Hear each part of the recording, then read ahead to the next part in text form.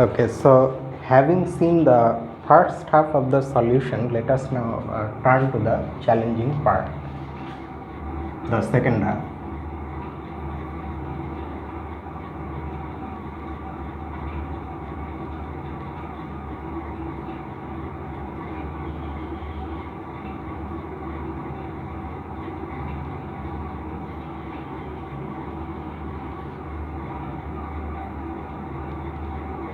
Okay, so here what we will do, we will assume that, since we cannot hope to write all those conditions given in the hint all the time, like conditions from A through F, so instead we will denote the situation by a single symbol. For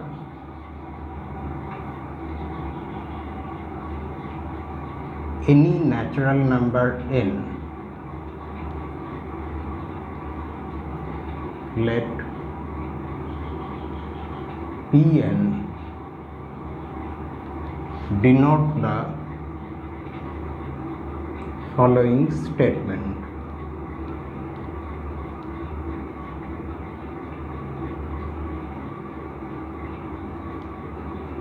And this is the statement.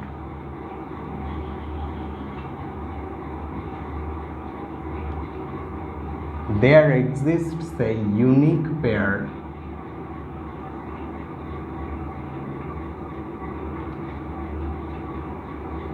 of subsets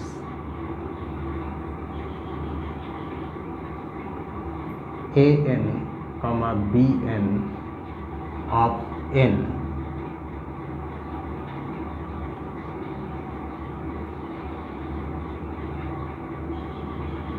such that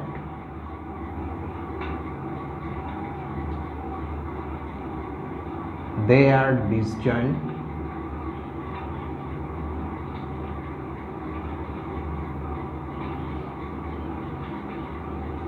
their union is the entire set of natural numbers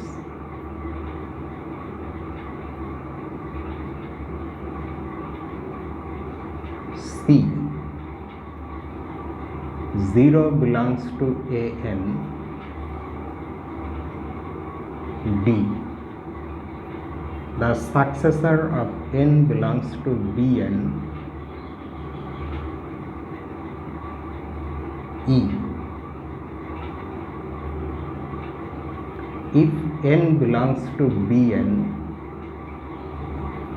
then the successor of n also belongs to bn, F. If n belongs to an and n is different from capital N, then the successor of n also belongs to an. So these were the conditions given in the hint, and we require one additional condition, and G, n belongs to an. This we are requiring from our side. So Pn means, the statement Pn is this statement, that for that natural number there exists a unique pair of subsets which are satisfying all these conditions. We will now prove that Pn is true for every natural number n by induction on n.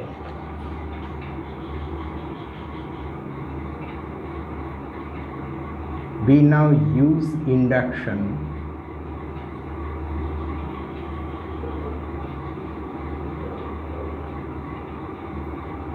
to prove that P of n is true for all natural numbers n. So the induction will start from the value n equal to 0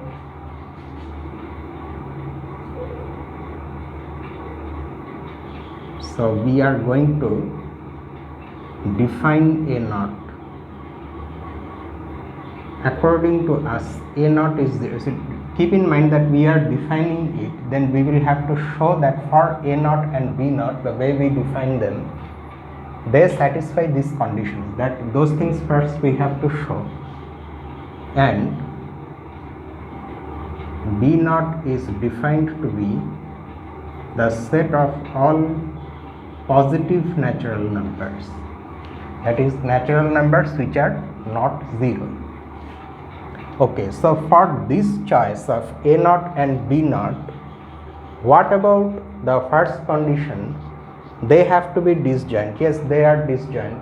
This one has only 0 and this one has all natural numbers that are not 0. So A is clearly satisfied. Also, the union of A naught and B naught is N, and also clearly 0 belongs to A naught. What about D? D says that N plus plus has to belong to Bn. For us here, capital N is 0 and 0 plus plus is the successor of 0, which we also denote by the symbol 1. So 1 is a non-zero natural number, so 1 belongs to B naught. So condition D is also true. Okay, so let us just write these things clearly.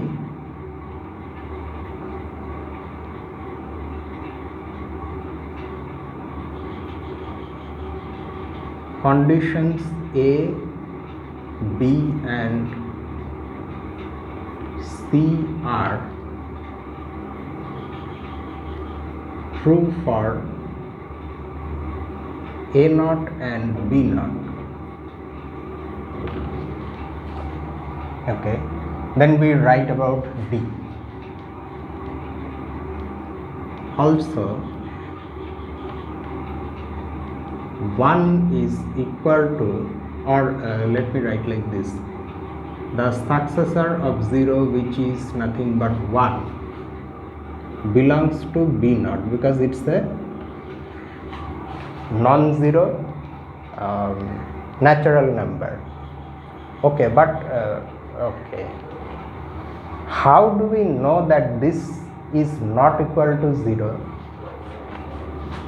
We have to justify that. What is telling me that 1 is not equal to 0? 1 is the successor of 0, since by the third axiom, third Peano axiom, 0 is not equal to n plus plus for every n belonging to n. Do you remember the third Peano axiom? It says that 0 cannot be the successor of any natural number. So that's why this successor in particular also cannot be equal to 0. So that's how we make sure that 1 is not equal to 0 and hence it belongs to B naught. Thus,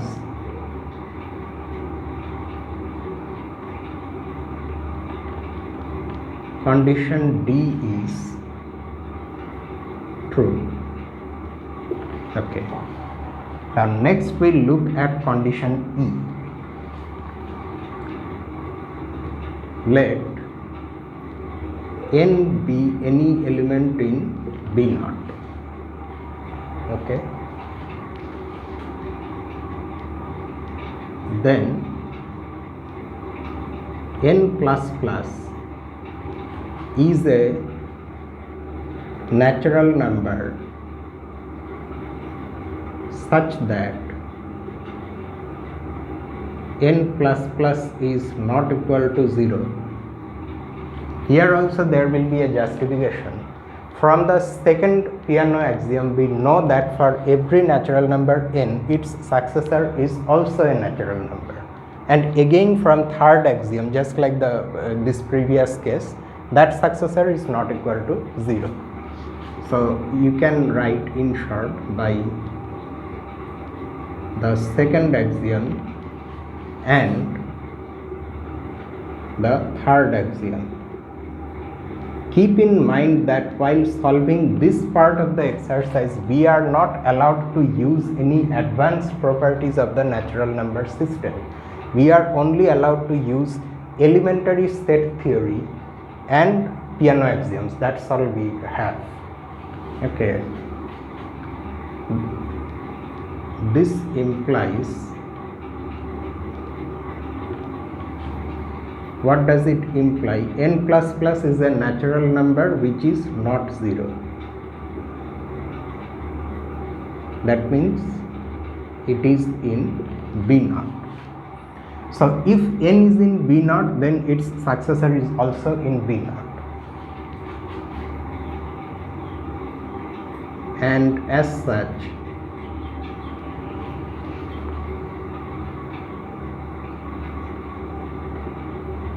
condition E is true.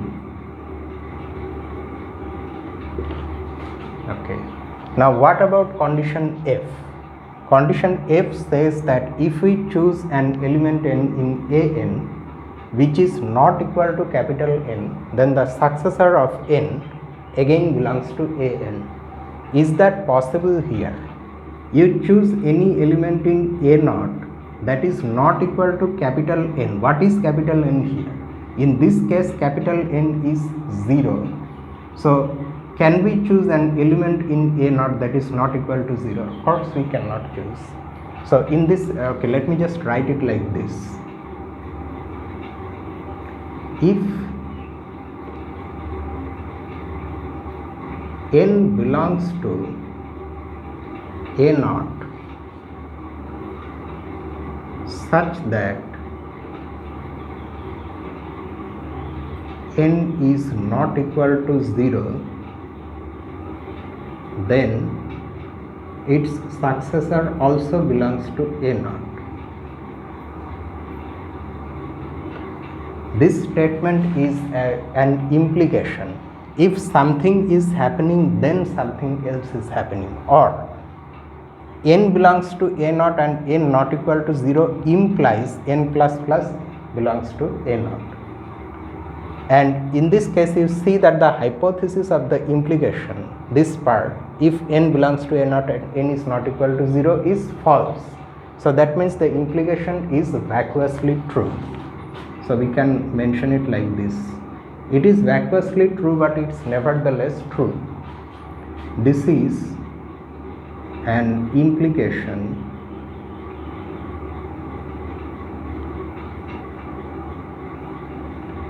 that is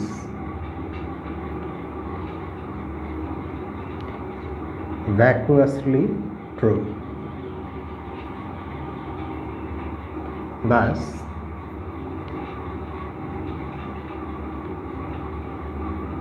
condition F is also true.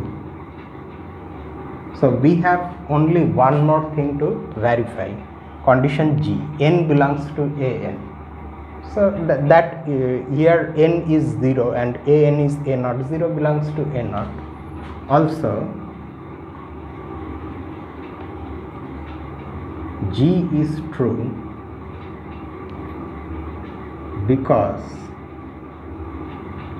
0 belongs to A0. So for this pair of subsets of N, all the conditions are being satisfied. But we are not done yet.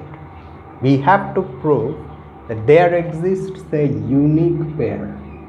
We have to prove that A0, B0 is the only such pair that satisfies all these conditions. There cannot be any other pair. That we have to now prove.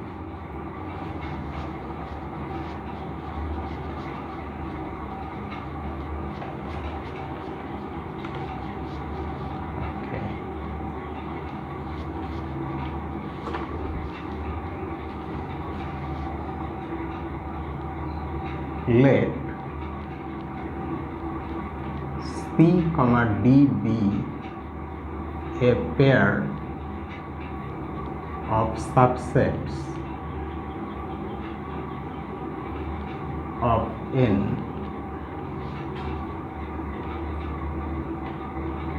that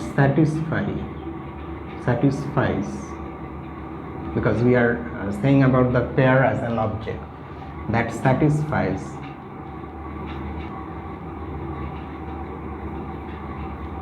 conditions A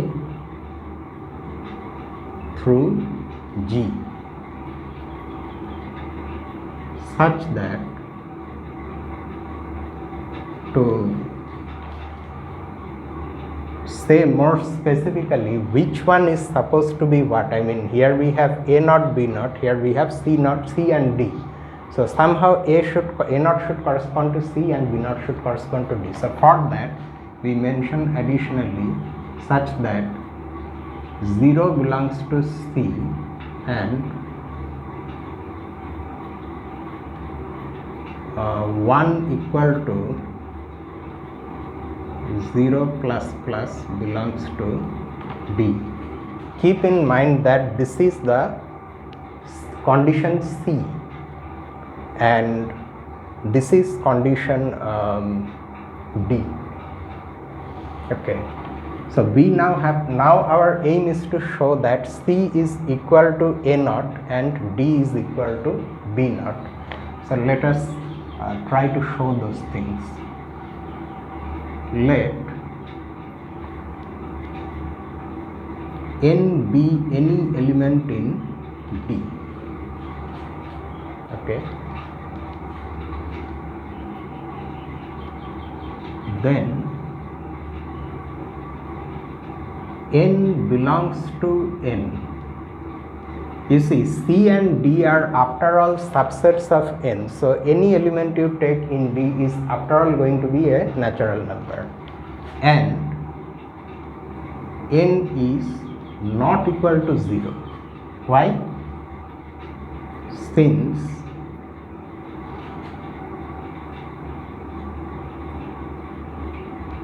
condition C says 0 belongs to C, and we have written that here also, and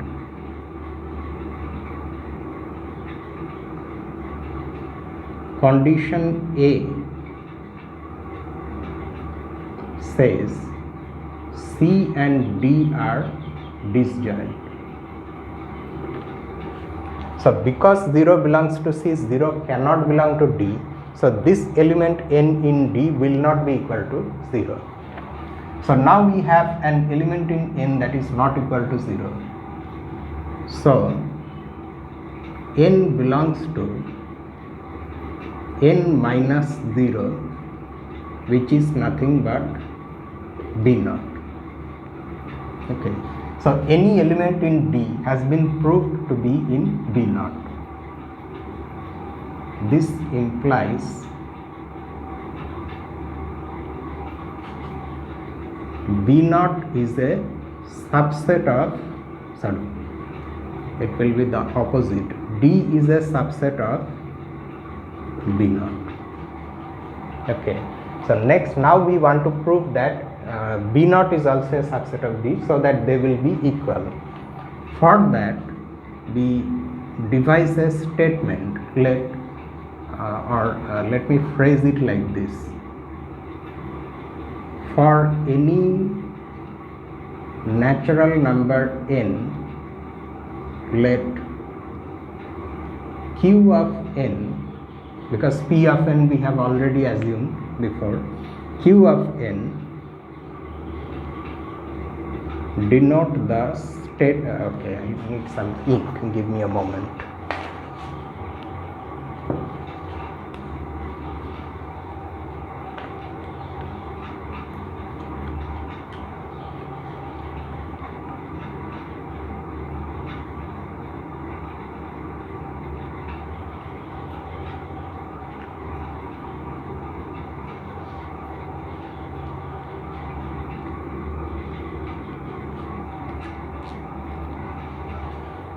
So q of n denote the statement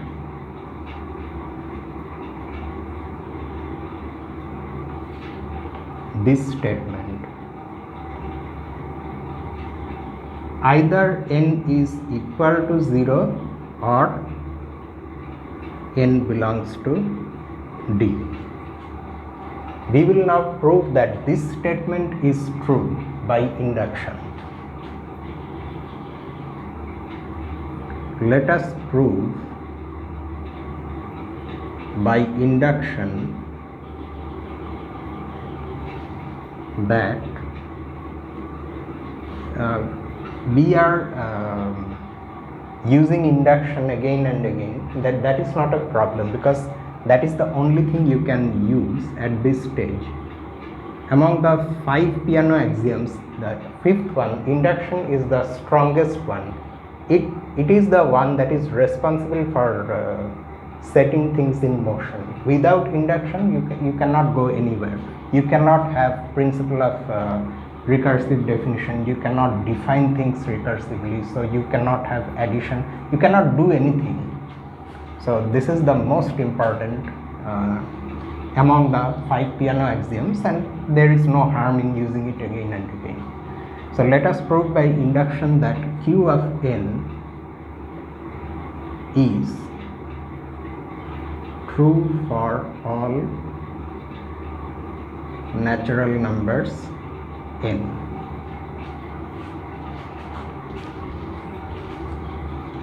Q of 0 is already true, because in the definition of the statement Qn itself we have that condition.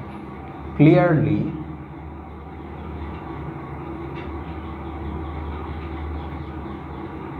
Q of 0 is true.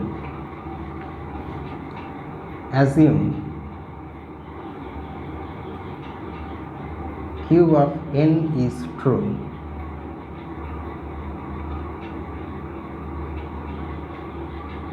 for some natural number n. Okay.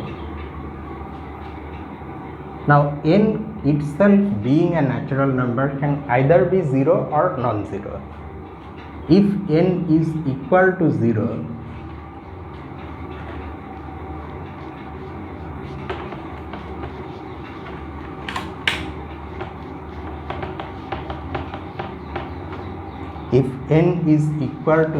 then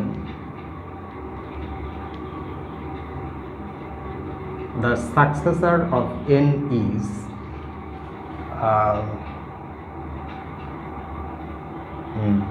n is equal to 0, then the successor of n is 1, and we know that this belongs to D,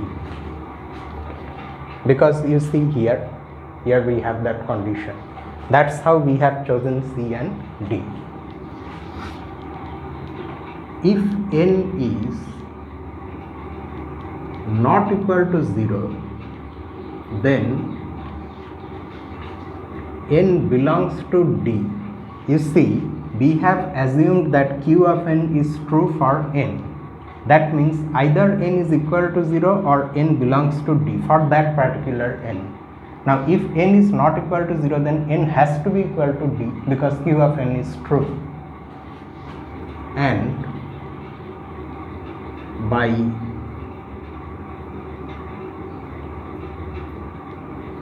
condition E, because D satisfies condition E, we then have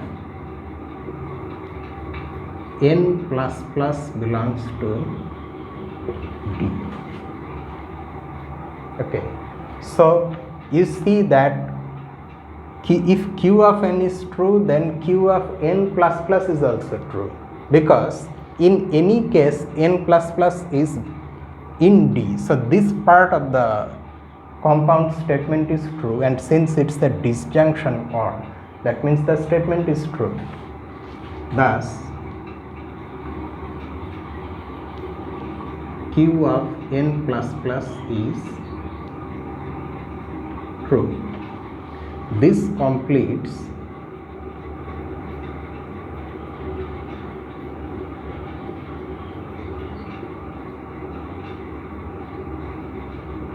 the current induction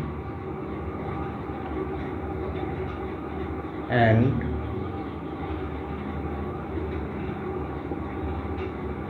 proves that Q of n is true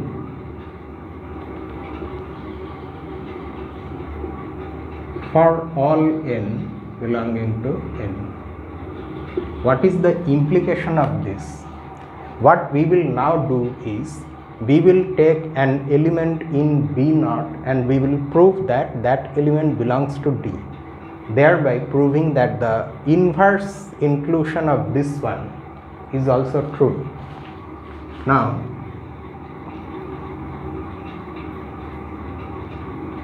let M be an element in B0. Then M belongs to n and M is not equal to 0. Okay, so M belongs to n and M is not equal to 0.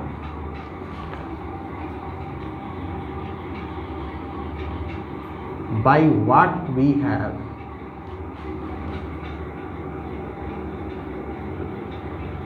proved above,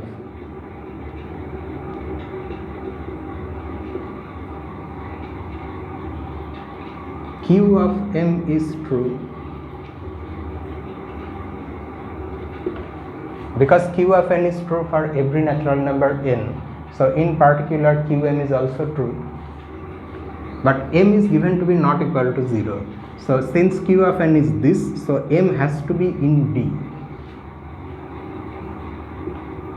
Since M is not equal to 0, we are forced to conclude that M belongs to D.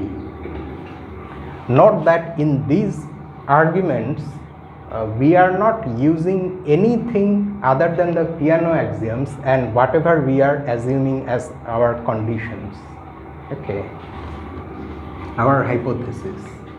We are not even writing n plus 1 because addition at this stage is not available to us. Nothing is available to us except the Peano axioms and elementary set theory. Okay, so now what have we achieved? M was any element in B0. We have proved that M is in D. So B0 is also a subset of D. Now you combine these two things, this relation and this relation. We thus have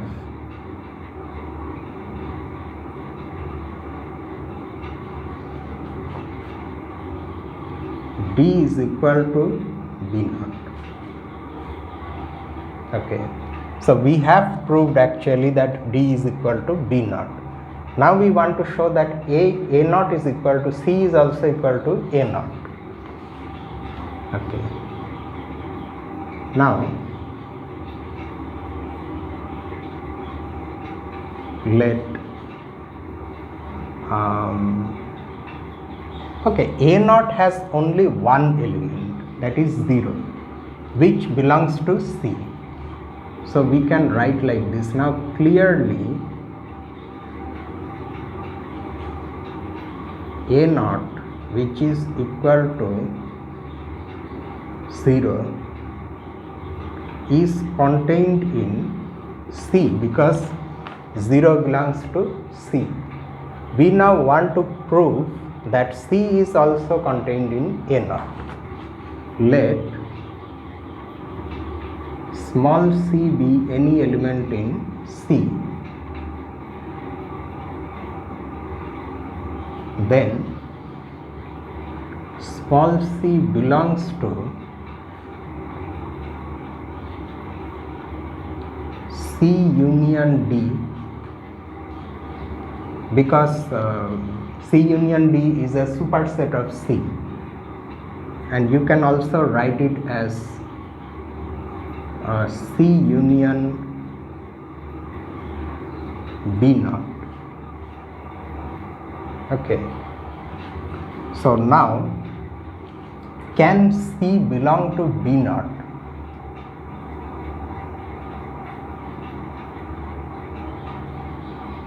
No, C cannot belong to B naught. You see, if this small c belongs to B naught, I should have written it like this. Okay. Now I get the actual argument.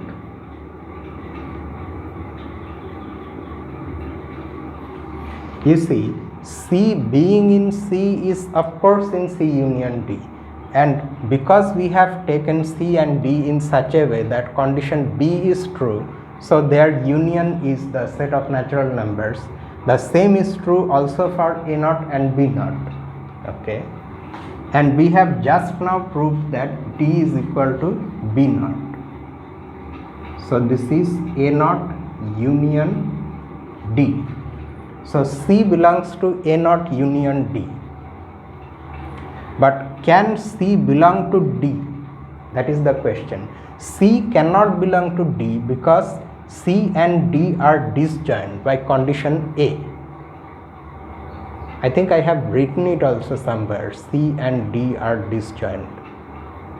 Here, see, C and D are disjoint. So C cannot belong to D.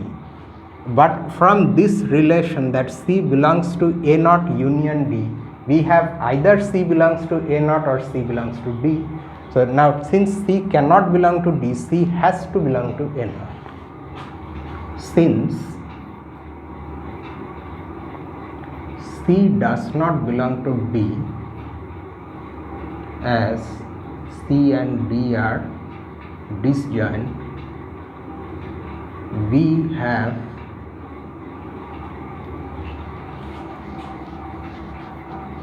C belonging to A naught.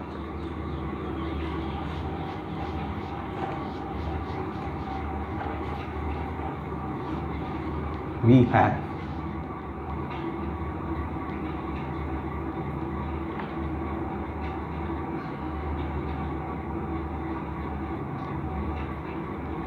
this implies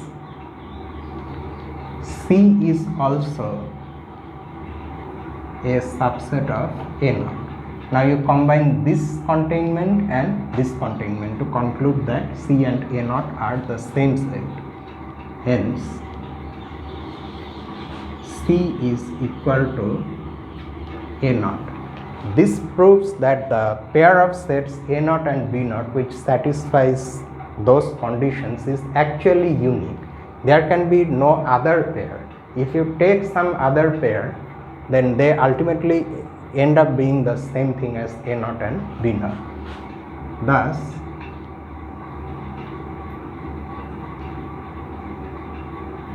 the pair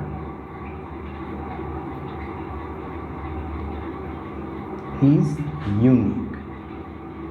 Unique in the sense of satisfying those conditions A through G. Okay, so all these things now form the basis of our induction. This shows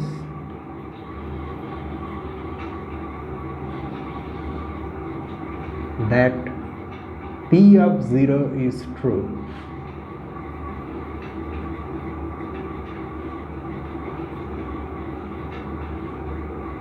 keep in mind, don't forget that we are actually going through an induction proof. In the middle of that proof, we have done some small inductions, but this is the basis of our big induction through which we are going. This is the basis for our original induction.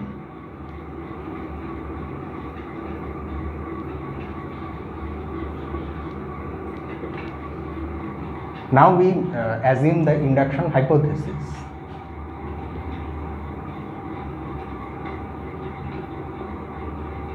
Now assume that P of n is true for some natural number n, that is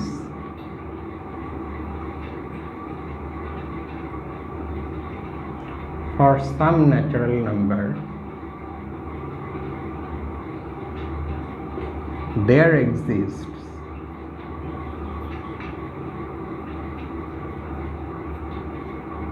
a unique pair an comma bn of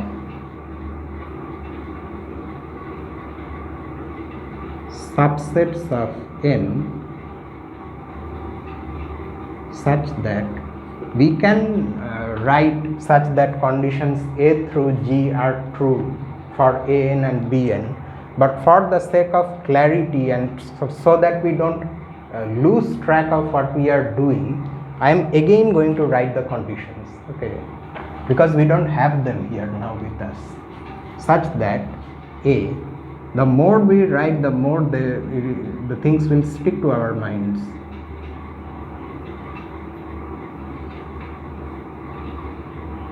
They are disjoint. B, their union is the whole set of natural numbers C. 0 belongs to an. D, the successor of n belongs to bn. E, if n is in bn, then its successor